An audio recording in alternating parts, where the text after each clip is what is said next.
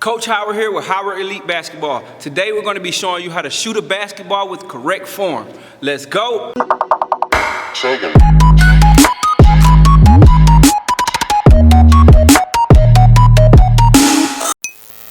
Alright, so today we're going to be working on our shooting form and learning how to perfect our shot. But before we get started, I want to make sure you hit the like button. Also, if you're not subscribed to the channel, make sure you hit the subscribe button. I have a lot of videos that will help you get better immediately. Make sure you watch those videos if you need help with anything talking about basketball. If you don't see a video that will probably help you, all you have to do is go to the comment section and request something that you may want to see. When we're working on shooting form, I had some kids today that I was working with. It was about 8 kids. We did a training session, and I was working on everybody's jump shot. We was trying to get our jump shots to fall, and as I adjust, I noticed that everybody's shot is a little bit different, and that's what you need to understand. There is no one perfect way to shoot a basketball. Your shot is going to be unique to you. All right, so you got to understand that just because your shot looks different from somebody else's, that doesn't mean it can't work, it can't fall. You may just need to adjust some things. So that's what I'm about to do. I'm about to give you some tips that could help you adjust your shot and enhance your shooting percentage, okay? It'll help you correct your form.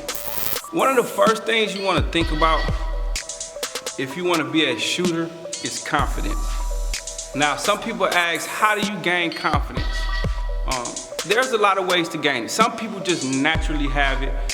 It doesn't matter how ugly their shot is. You've seen that person come in the gym with garbage form and he go and hit 5 or 6 shots in your face because he's confident or she's confident in what they're doing. But for the people that don't naturally have it, the way to get confidence, listen up. Put your ears to the computer or the phone or whatever you're using. The way to get confidence is to practice. The more that you practice and work on your game, the more confident you become in your game, the more comfortable you become. So if you're not one of those people that's just naturally born with a whole lot of overconfidence or something like that, you have to work on it by practicing. If you know you're putting up 1,000 shots a day, you're naturally going to become more confident in that shot. Because in the back of your mind, you know you've already taken that shot 1,000 times. You're a lot more comfortable with that shot. A lot of the people that are nervous when shooting is because you don't shoot a lot. Be honest with yourself. The best way to gain confidence is to practice and work on your game. Now, when you're talking about correct footing, there's a couple ways that I see people feet. One way I see people feet is staggered. That means one is slightly in front of the other. Another way that I see people feet is square to the target, meaning they're pretty even and they're about shoulder width apart. I also see some people with narrow stances, meaning that their feet are pretty close together. Long as they're not touching, that is a fine way to shoot too. Now, if you're going to stagger your feet, the correct way to do it is to have one foot slightly in front of the other, but not too far. The wrong way people do it is they stagger their feet too far apart, meaning they're not close to each other at all. So it really throws them off balance, you know what I mean?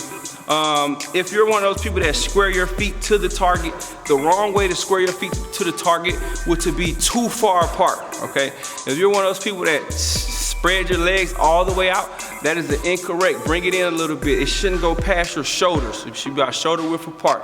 Also, if you're too close, meaning your feet are about to touch, now, it's okay to have a narrow stance, but you never want them too close because of the balance factor. You always want to have feet a little bit apart so that you can get your balance and be under control while you're shooting. Now we're going to move up to how we grip the ball, okay? Now, there's a lot of different ways to grip a basketball. Some people have their hand behind the ball. Some people have their hand slightly on the side of the ball. Some people have their hand a little bit on top of the ball. Once again, all of those ways can work. You just have to understand the way that you do it and try to perfect it. If you're one of those people that like to grip it, I like to grip it slightly on the side, but my hand is still behind the ball and under the ball. You have to figure out whether you shoot with your index finger, whether you shoot with 2 fingers, whether you shoot with 3 fingers, and if your offhand is thumbing the ball.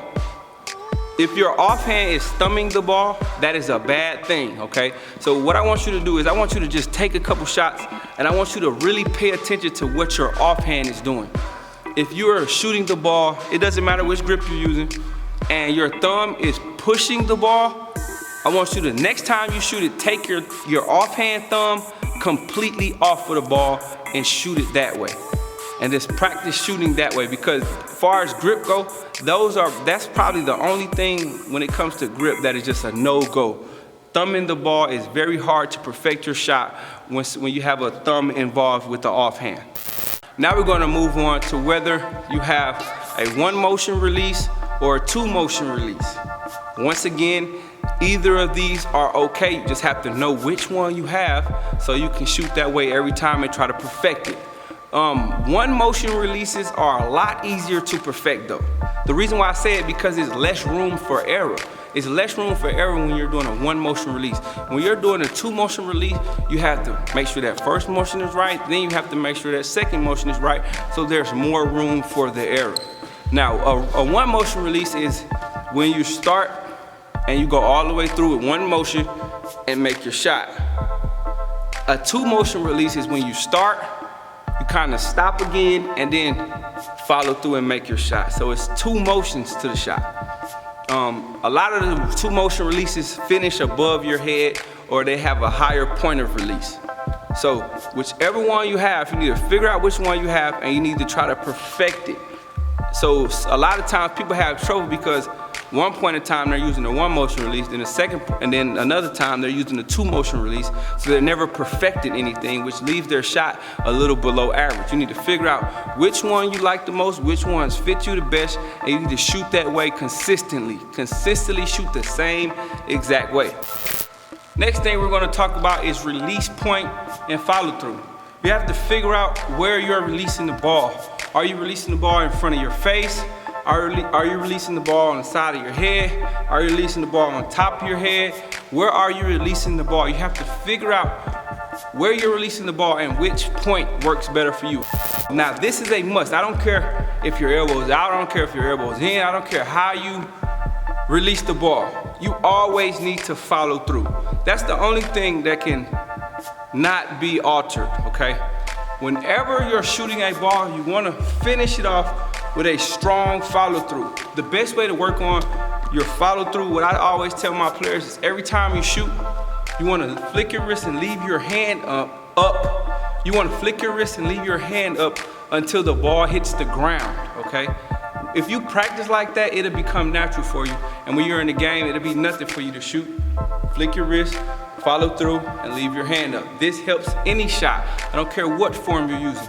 All you have to do is you have to remember those things about your jump shot. Figure it out. Figure out which ones work for me the best, and then you consistently shoot that way. Get up a whole lot of shots with your form adjusted the way that you like it, all right? The problem with people not being able to perfect shots is because they never master anything. They're just doing a whole lot of shooting in different ways.